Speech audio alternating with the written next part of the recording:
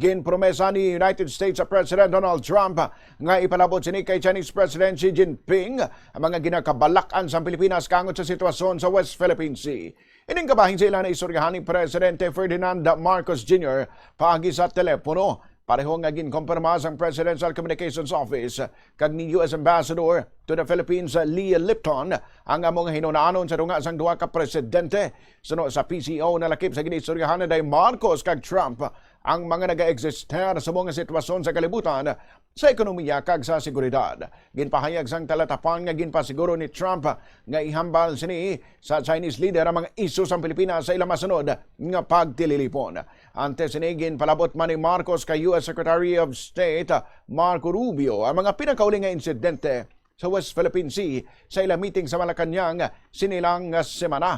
Una naman nga ginpahayag sa Malacanang nga luyag sang presidente ang isa ka reset o kon panibagong nga panugod sa relasyon sa Pilipinas kag China agud maligawan nga masulit ang tensyon sa ayung insol.